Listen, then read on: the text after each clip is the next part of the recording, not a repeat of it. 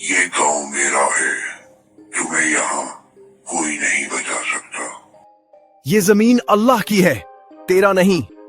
साया हंसा, एक ऐसी हंसी जो कानों से ज्यादा दिल में उतरती है। रात के तीसरे पहर गांव पर एक गहरा सन्नाटा तारी था। हुआ थम चुकी थी। दरख्तों के पत्ते जैसे किसी अनदेखे खौफ से जम गए हों। दूर कहीं कत्ते के भौंकने की आवाज आई, फिर अचानक सब कुछ खामोश। इसी सन्नाटे में हाफिज आदिल अचानक जाग उठा।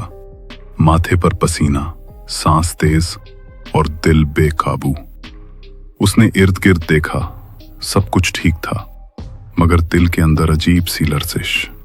अभी चंद लम्हे पहले वो एक ख्वाब देखकर जागा था। ख्वाब में एक नूरानी हस्ती नमूदार हुई थी। चेहरा रोशनी में छुपा हुआ, मगर आवाज नर्म और वाजे। आदिल, तुम्हारे गांव पर साया उतर चुका है।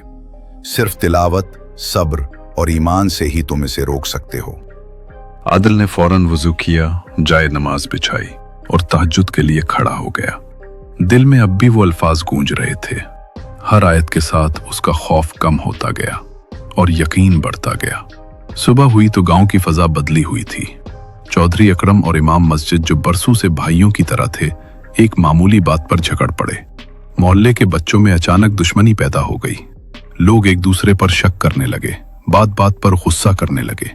हाफिज आदिल सब देख रहा था, मगर खामोश था। दिल में यकीन था कि यही वो साया है जिसका इशारा ख्वाब में मिला था। रात दोबारा उतरी। आदिल कुरान की तिलावत करके सोने लगा तो खिड़की के बाहर से हल्की सी सरसराहट सुनाई दी। पहले उसने समझा बिल्ली होगी, मगर आवाज बढ़ती गई, सांस लेने जैसी आहिस्ता मगर भारी। दिल की धड़कन तेज हो गई। आदिल उठा, खिड़की के करीब आया। बाहर अंधेरा था, मगर एक साया सा दिखाई दे रहा था। इंसानी शक्ल जैसा, मगर चेहरा धुंधला, आंखों में सुर्खी की लकीरें। कौन है? साया एक लम्हा रुका, फिर जैसे हुआ में तहलील हो गया।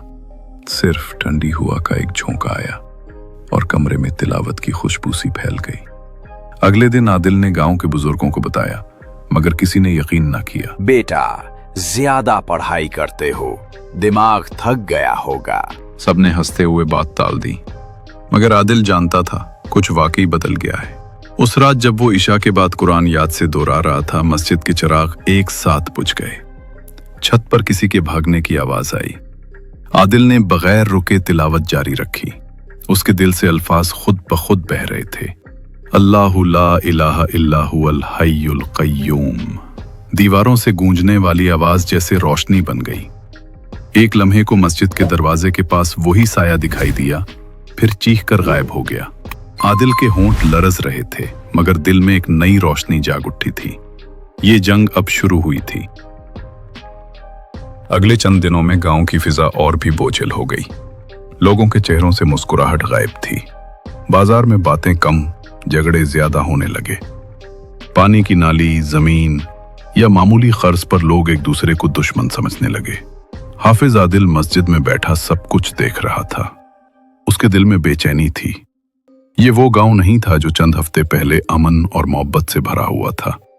एक रात इशा के बाद जब वो मस्जिद में अकेला बैठा तस्बीह कर रहा था, तो मीनार की छत से किसी के चलने की आवाज आई। फिर एक भारी सांस, जैसे कोई बहुत करीब आ गया हो। चिराग की लो कांपने लगी।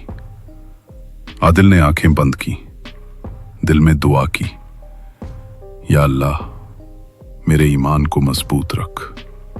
अचानक मस्जिद के दरवाजे पर एक जोरदार धमाका हुआ। दरवाजा हिला, मगर गिरा नहीं। हवा की तेज लहर अंदर घसी और आदिल की जाए नमाज फर्श पर से उड़कर दरवाजे के करीब जा गिरी। वो खड़ा हुआ, मगर उसके कदम जमीन से जुड़े हुए लगे। आंखों के सामने एक साया उभर रहा था। इस बार वो धुंधला नहीं था।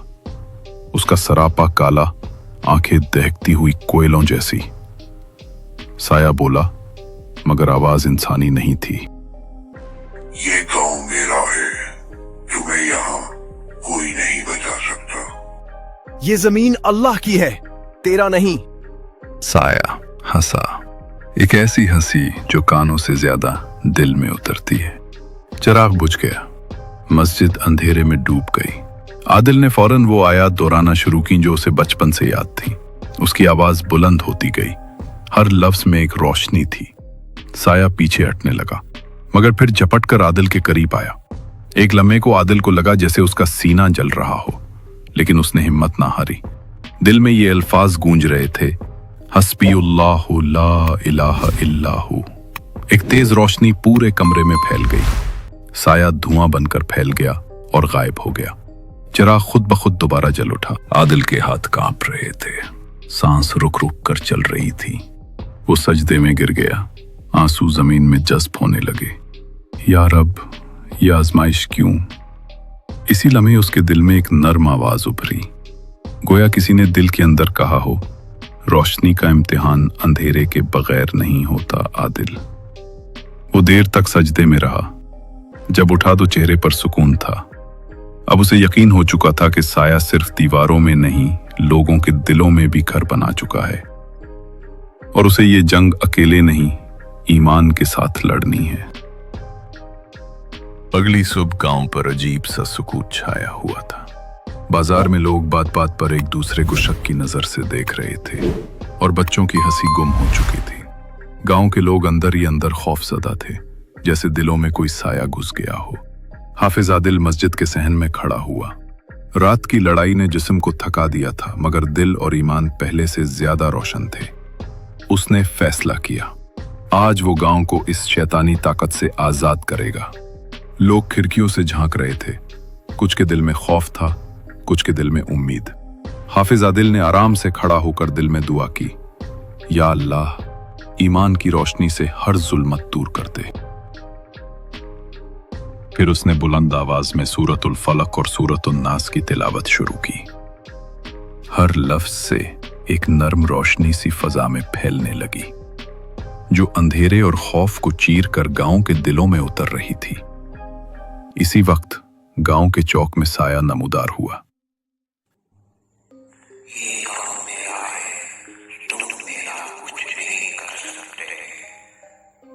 ये जमीन अल्लाह की है, तेरा इख्तियार नहीं।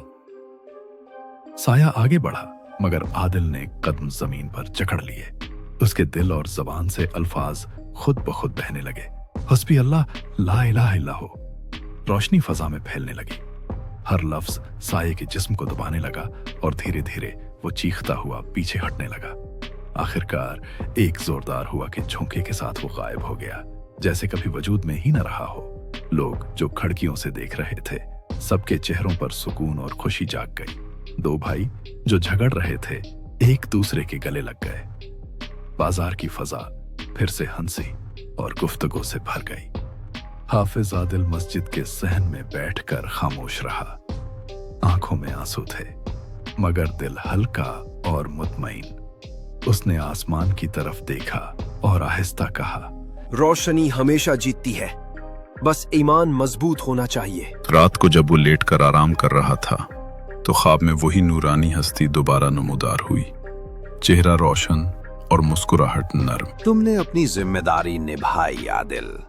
शैतान कभी खत्म नहीं होता, मगर ईमान वाले इंसान उसे हमेशा शिकस्त दे सकते हैं। हाफिज आदिल ने सर झुकाया। दिल में सुकून और यकीन की रोशनी जाग गई। गांव दोबारा जिंदा हो चुका था, और हर दिल में उम्मीद की नई किरण पैदा हो गई।